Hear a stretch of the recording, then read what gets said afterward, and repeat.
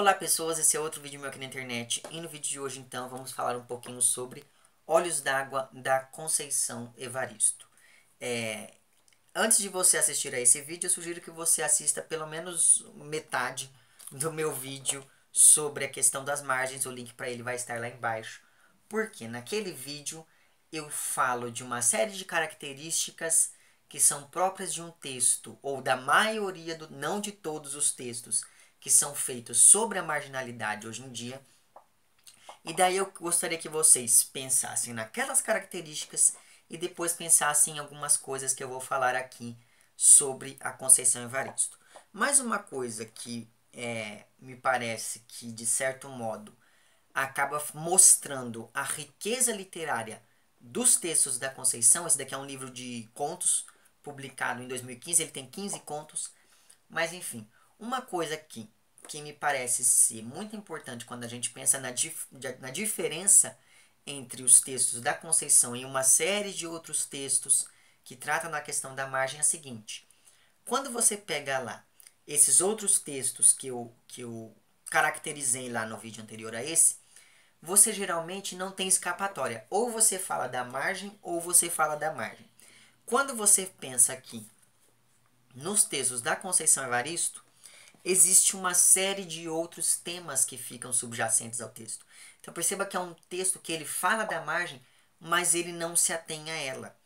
Então é justamente por conta disso que eu acredito que os textos da Conceição eles sejam extremamente significativos quando a gente pensa na representação da margem, justamente porque eles são textos muito complexos do ponto de vista literário. Então dá para você falar da questão da margem, dá para você falar da questão da representação da mulher, dá para você falar da questão da representação urbana, dá para você falar da questão da representação do corpo, da perspectiva narrativa, da estrutura textual, da utilização de neologismos, e por aí vai. Tem uma série de outros temas que você pode pensar quando você for ler aqui este livro, ainda que eu vá me ater ao tema da margem, porque é esse tema que me interessa esmiuçar aqui, de modo a mostrar que é possível falar da margem usando o período composto, é possível falar da margem usando o neologismo, usando uma prosa que beira a prosa poética em vários momentos. Mas enfim, o primeiro conto que eu gostaria de comentar com vocês se chama Ana da Venga e é um conto que se passa durante a noite de aniversário de 27 anos da Ana. E logo no início do texto a gente já fica sabendo que a Ana é casada com um traficante. E o conto ele se propõe, então justamente por conta disso, acontece uma coisa com a Ana, logo no início do conto, que de certo modo instaura uma tensão que vai aumentando à medida em que o conto avança até um determinado momento em que a coisa se resolve. Só que aí, a partir do momento em que essa questão se resolve, perceba que eu estou me esforçando aqui para não dar spoiler, a partir do momento em que esse elemento que causa tensão se resolve, você começa a respirar mais aliviado, porque você fala, ah não, tudo isso se trata do aniversário da Ana. Só que aí, justamente por conta disso, nada te prepara para o fim do conto. Então esse foi um texto que depois que eu terminei de ler, eu fiquei uns 20 minutos parado sem saber o que fazer. Então é um texto que ele, não só esse, mas todos os textos, ele é um texto tão poético, são textos tão poéticos, são textos tão bonitos, tão gostosos de serem lidos, que quando você percebe que essa prosa ela vai totalmente de encontro ao tema tratado pela Conceição Evaristo, isso te causa um choque, isso te desestabiliza. Eu acho que é isso que faz com que o choque que acomete o leitor aqui nesse texto vem justamente por conta disso. Não vem porque é uma linguagem gráfica, porque fala da questão da violência de maneira abusiva, ou é uma linguagem que fala de coisas nojentas. Não é nada disso. É uma linguagem tão bonita que acaba... o choque vem justamente por ser uma linguagem tão bonita e tratar de temas tão complicados em vários momentos aqui. Mas enfim. E daí, como eu falei para vocês, a Ana ela é casada com o Davenga, que é o chefe do tráfico no morro. Porque essa história se passa no morro lá no alto da favela.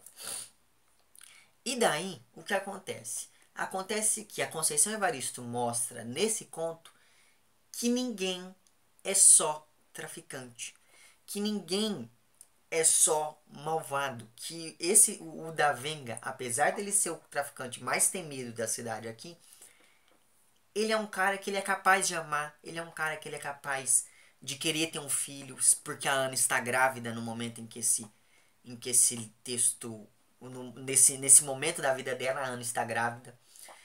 Ele é um homem capaz de sonhar com um futuro melhor para o filho dele, de querer que o filho dele fique longe da criminalidade e do tráfico. Então veja que é um texto que mostra uma outra faceta desse tipo de gente, dos traficantes. E é um texto que mostra facetas que, de certo modo, acabam fazendo com que a gente se identifique com ele em vários momentos aqui. Então é um conto muito bonito justamente porque ele mostra esses outros lados dessa história aqui, mas se prepare quando você for ler esse livro, esse texto sobretudo. Mas enfim. Outro conto que me chama bastante atenção é um conto chamado Duzu Querança, que é um texto que fala da história de uma mendiga. Então, a gente sabe desde o início também que ela é mendiga, e daí, com o recurso da memória, a Conceição Evaristo vai construindo e aprofundando essa personagem. E daí, antes de eu continuar falando do conto, eu sugiro que quando você for ler este conto, depois você leia lá O Querido Jaime, do Eduardo Lages, porque esse é um romance em que o Eduardo ele fala da questão também dessa coisa toda do mendigo e etc. Já tem vídeo no canal e o link para ele vai estar lá embaixo. A sensação que eu senti lendo o texto do Eduardo foi a mesma que eu senti lendo aqui esse conto da Conceição Evaristo. Mas enfim, então a gente fica sabendo que a Duzu, ela é filha de pescadores, ela chegou na cidade muito nova e o pai sempre sonhou que a filha estudasse e fosse alguém na vida, só que por eles serem pobres, ela sempre teve que trabalhar e estudar ao mesmo tempo. Até o momento em que eles são enganados por uma mulher que diz que vai dar uma oportunidade melhor para a Duzu, e daí a Duzu acaba caindo no mundo da prostituição. Então, e isso acontece com ela quando ela é muito nova. Ela devia ter assim, uns 15 anos quando isso acontece. Então tem algumas cenas que são cenas revoltantes nesse conto, ok? Então, justamente por conta disso tudo, a gente fica sabendo das dificuldades que a Duzu foi enfrentando ao longo dessa vida dela. Então ela teve 9 filhos, ela perdeu um filho quando o filho tinha 13 anos, porque esse filho acabou se envolvendo com um crime e acabou sendo morto por umas pessoas de um grupo, de uma facção rival. Então assim, são contos tristes, gente, não tem jeito. Eu conheço, teve gente na minha sala que leu esses textos aqui e disse que chorou, porque eu entendo isso, porque são textos tão complicados, são textos que mexem com o nosso emocional de uma maneira tão profunda que eu entendo que pessoas mais sensíveis vão acabar chorando. Então, não são textos para qualquer um, ainda que eu acho que todo mundo deveria ler pelo menos um desses textos por semana para poder ir diluindo essa tristeza toda depois. Mas enfim, outro texto que também é muito triste é um texto chamado Maria, que vai falar da história dessa empregada doméstica. Então perceba, nós temos uma empregada doméstica, uma mendiga, uma mulher de traficante, nós temos, enfim, uma menina que tenta abortar, nós temos uma menina que nós temos um conto que fala da questão da bissexualidade, nós temos um conto que fala da questão da sexualidade feminina. Então, são personagens que eles povoam essas várias margens. A Conceição ela não se atém só a uma margem ou a outra. Mas, enfim. Então, nós temos essa história dessa mulher chamada Maria, ela é empregada doméstica, ela ganhou umas sobras de comida dos patrões, que se acham muito bonzinhos por darem essas sobras de comida para empregada. E ela está há 1 hora esperando o ônibus para que ela possa voltar para o morro e dividir essas comidas ali com os filhos. Ela tem 2 filhos muito pequenininhos ainda. ela se separa, ela na verdade ela não chegou nem a casar, ela não tem mais contato com o pai desses filhos ainda que ela veja ele sempre. E daí o que acontece? Acontece que quando ela sobe no ônibus, acontece um assalto neste ônibus. E eu não vou falar o que acontece depois desse assalto, porque assim, é muito triste. E esse é um texto que fala daquela questão lá das. Lembra quando, acho que principalmente no Rio de Janeiro, um grupo de pessoas começou a querer matar e espancar criminosos? Eu não sei se vocês se lembram disso. Faz, eu acho que 1 ou 2 anos que isso começou a acontecer. Aquelas milícias de justiça. Então, esse conto ele vai tratar disso em um certo ponto aqui. Eu não vou falar o que acontece, mas enfim. Outro texto que me chamou bastante atenção aqui neste livro é lá o Quantos Filhos Natalina Teve, que é a história de uma menina que já está na 4ª gravidez, só que a gente fica sabendo que essa é a única gravidez que ela quer continuar, porque todas as outras, desde que pela primeira vez, quando ela tinha lá os seus 14 anos, ela engravidou do namoradinho dela, ela sempre quis se livrar dos filhos. Então, os filhos dela ou foram abortados, ou foram para doação, ou foram abandonados em morros e etc. Mas enfim, e esse é um texto que fala justamente, ele é um texto que tenta mostrar justamente por que essa menina, por que a Natalina quer continuar com essa gravidez. E assim, é um conto que também trata de um tema que é muito difícil para mim de ler, que é a questão do estupro. Sempre que eu leio algo que toque nessa questão, mesmo que de maneira tangencial, eu não consigo eu não consigo me manter frio com relação a esse tema. Enfim, porque eu acho que é um tipo de violência muito forte. E é um tipo de violência que eu acho assim, que é muito traumática. Então, se prepare quando você for ler esse conto também. Aí depois tem talvez o meu conto preferido aqui, que é um conto chamado Luamanda. Enfim, eu não vou contar a história do conto, mas é um conto que fala da questão da sexualidade feminina em uma pessoa mais velha. E daí é um conto que ele é o meu conto preferido, não só por conta do tema, mas porque para mim ele é o conto mais bem escrito. Ele é um conto tão lírico, ele é um conto tão bonito, tão poético de ser lido, que dá vontade de você ficar relendo ele várias vezes. Mas enfim, então esse talvez seja o conto que eu mais recomende aqui dentro deste livro. Aí tem um outro conto que também é triste. Ai, como que é o nome daquele conto? Ai, gente. Vocês percebem que são contos tristes, assim. Não tem, acho que não tem nenhum conto que seja mais alegrinho nesse livro. Tem um conto chamado Zaita Esqueceu de Guardar os Brinquedos, que fala da história dessa menininha que ela esconde os brinquedos. Ela tem pouquíssimos brinquedos por conta da condição financeira da família e ela vive escondendo os brinquedos da irmã. Só que um dia ela está brincando e se esquece de guardar esses brinquedos. E ao mesmo tempo que a gente vai acompanhando a história dessa menina, a gente vai acompanhando a história de uma invasão que está acontecendo no morro em que ela mora e de um tiroteio que acontece por conta dessa invasão. E eu não vou falar mais nada desse conto. Mas assim, o momento em que essas duas histórias se juntam. Ai, gente, que tristeza. Ai, eu fiquei mal só de lembrar desse conto agora. Uf, mas enfim. Aí você tem também um conto que fala sobre a questão da bissexualidade, como eu disse pra vocês, que é um conto chamado Os Amores de Kimba. E você tem um conto que talvez seja o melhor conto do ponto de vista estrutural, que é um conto com o título incrível de A Gente Combinamos de Não Morrer. É o penúltimo conto aqui do livro. E é um conto que vai ser construído a partir da perspectiva de várias pessoas. E essas várias personagens que vão aqui povoar este livro, elas é um grupo de homens e um grupo de mulheres que se conhecem desde a infância e que tem como pacto, tem como selo essa ideia de que eles combinaram de que não iriam morrer, apesar do que lhes acontecesse. Então é um conto que também se passa na favela. É um conto que também trata dessa questão toda da marginalidade, da violência, do crime, do tráfico de drogas, de assassinato, enfim. Então, só que esse conto ele tem um mérito muito grande porque ele é um conto que ele é construído a partir da perspectiva de várias pessoas. Então essas perspectivas elas vão se juntando à medida em que o texto vai avançando, de modo que tem um momento que você não sabe mais quem é que está falando ali, porque às vezes em um único parágrafo tem várias perspectivas diferentes.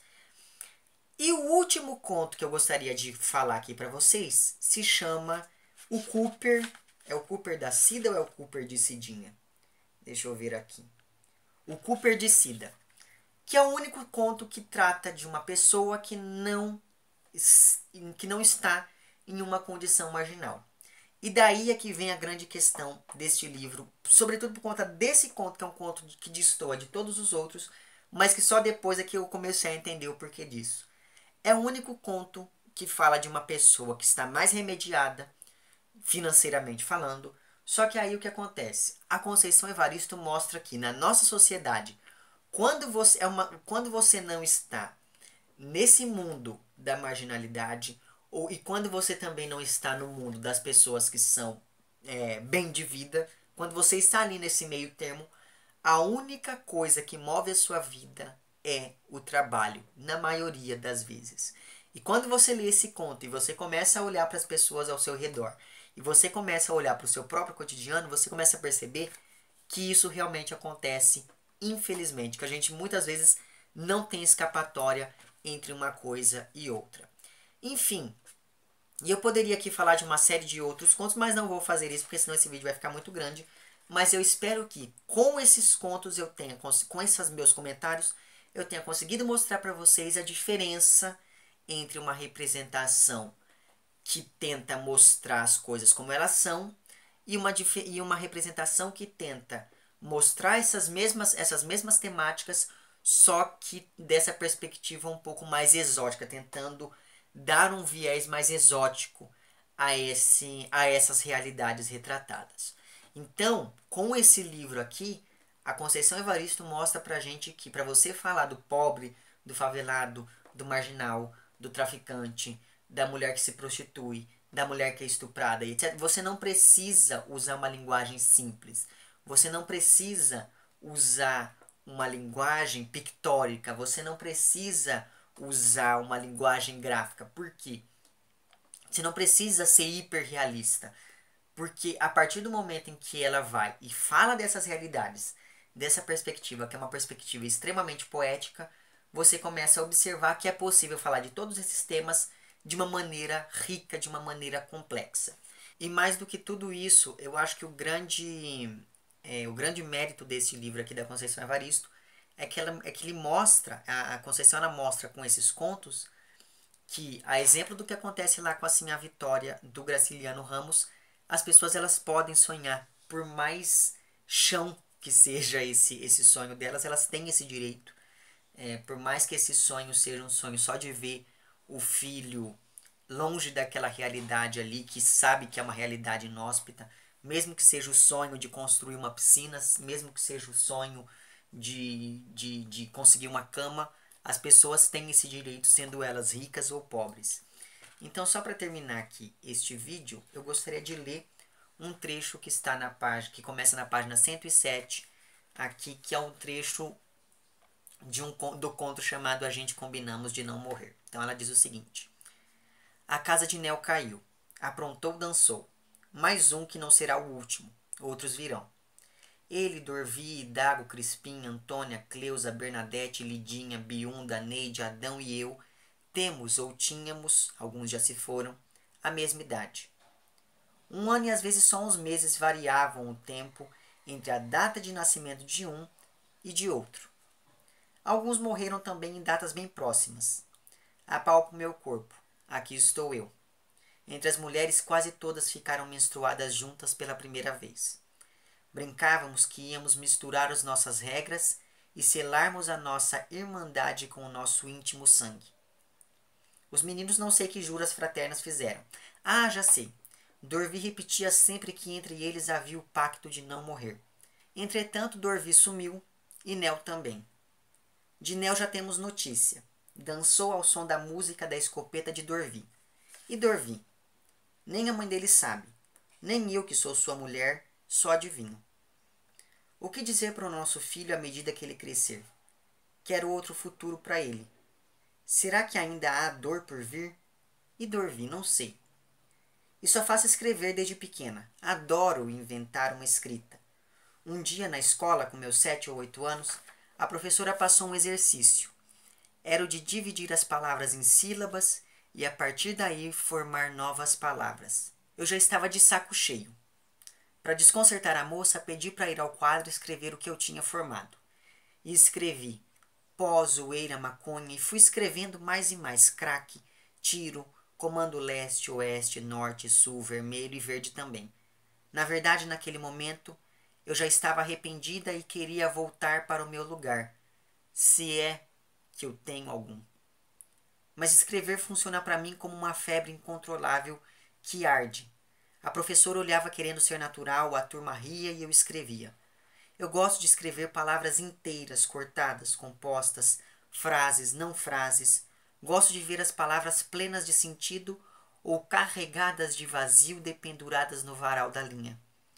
Palavras caídas, apanhadas, surgidas, inventadas, na corda bamba da vida.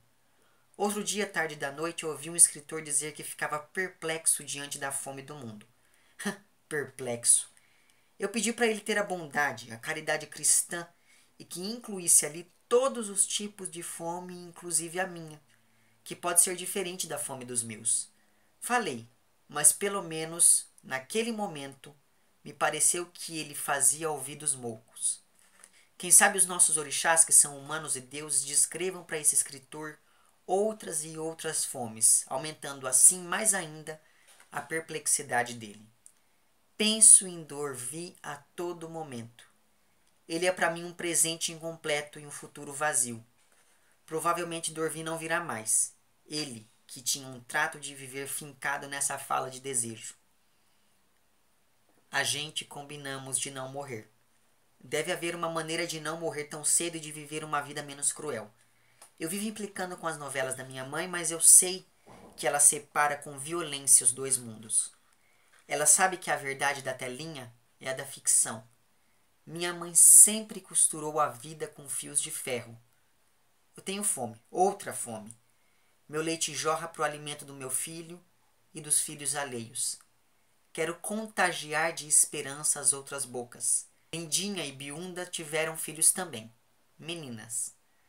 Biunda tem o leite escasso. Lindinha trabalha o dia inteiro. Elas trazem as menininhas para o alimentar. Entre Dorvi e os companheiros dele, havia o pacto de não morrer. Eu sei que não morrer nem sempre é viver. Deve haver outros caminhos, saídas mais amenas. Meu filho dorme. Lá fora, a sonata seca continua explodindo balas. Nesse momento, corpos caídos no chão devem estar esvaindo em sangue. Eu aqui escrevo e relembro um verso que li um dia. Escrever é uma maneira de sangrar. E eu acrescento, é uma maneira de sangrar muito, muito e muito. Enfim, assim então encerra esse vídeo. Eu espero que só com esse trechinho eu tenha conseguido mostrar para vocês que a Conceição ela não pressupõe que essas pessoas elas são vazias, que essas pessoas elas não são complexas só por causa da condição social delas. Certo? É isso então. Se você gostou desse vídeo, não esqueça de curtir e de compartilhar. Caso não tenha gostado, não esqueça de dizer lá embaixo por que não gostou. Se você está inscrito no meu canal, muito obrigado pela sua inscrição. E caso não esteja inscrito, se inscreva também lá embaixo. É isso então. Um abraço para vocês todos e até o próximo vídeo. Tchau.